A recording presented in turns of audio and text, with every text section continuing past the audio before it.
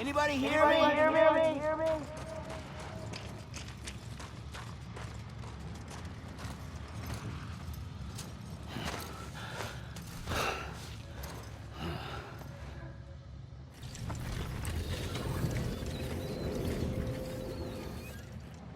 The first operation, I was only 20. I opened my eyes and found myself on the beach.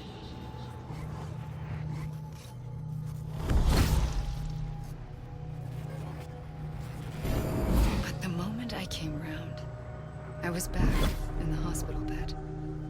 I was split across two worlds. Bridget, my Ha in that one.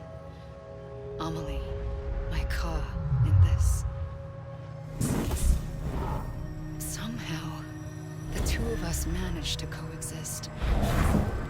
Soon, our ages began to diverge. Only Bridget's body got older, while the beach kept Amelie's the same. So I came up with a story. I told people that Amelie was my daughter. A daughter with a debilitating condition and an absent father. Look. Amelie.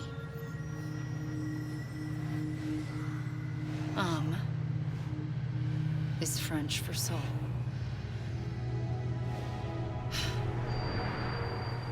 A soul that's a lie. There was no Amelie. Only me and the beach. I thought it was a curse in the beginning. But later, I started thinking, maybe I can use this. I tried to find out more about the beach. Because understanding the beach had to be the key to interpreting my visions of the future.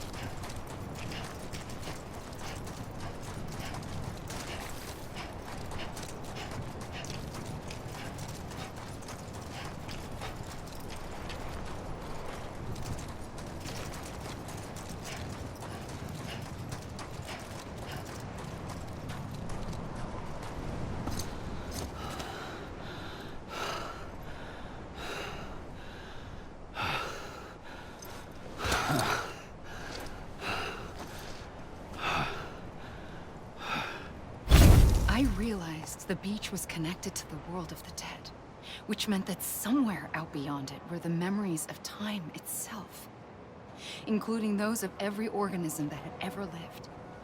4.6 billion years of biological history, a history that might even stretch back to the creation of the universe. The chiral network and everything that followed was born from my pursuit of that knowledge. By passing data through the beach, we were unbound by the restrictions of time. Simulations that would have taken years or more were simple and effortless.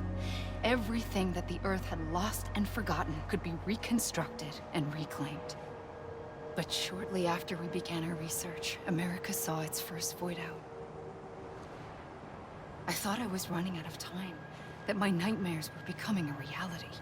So I raced to complete the chiral network as quickly as possible. The past held all the answers. If only I could find a way to piece them together. A network that bridged our world and the beach. That might do it, I believed. So I started researching bridge babies, children bound to the world of the dead. What causes an extinction entity to come into being? What was the reason for the previous 5 mass extinctions? The answers to those questions would tell me how to stop the 6th. I founded bridges, more determined than ever to build a chiral network that would cover all of America. But the longer I fought my war against the inevitable, the weaker I became. My Ha had cancer. The beach's punishment, maybe, for not playing along like a good little EE. And then, just like that, my Ha was gone. I couldn't finish what I'd started. So, I asked you to do it for me. And you did. You helped us complete the network.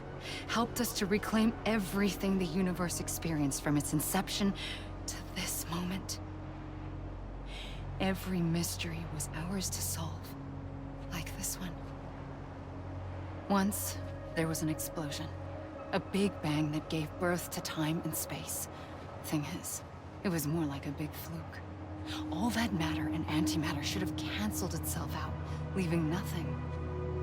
But somehow a tiny speck of matter survived. Just enough. Enough to make this world and everything in it. A world that shouldn't be, a world out of balance. Order inevitably gives way to chaos. Everything that lives must inevitably die. It's like the universe is trying to return us to the nothing we came from. Maybe the Big Five were its best attempts to finish us off.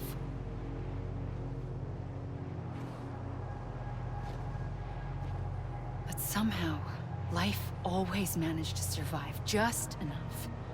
Enough to thumb its nose at the will of the cosmos. You know, I'm starting to think that extinction might be the key to overcoming total annihilation. It forces life to fight to survive, to endure, to exist. That's why the Big Five ultimately rekindled life instead of extinguishing it. From the ashes of the dead rise the living. Stronger and wiser. Inheritors of the legacy of existence itself. They defy the universe and refuse to surrender. They say, we're just getting started. Extinction is an opportunity.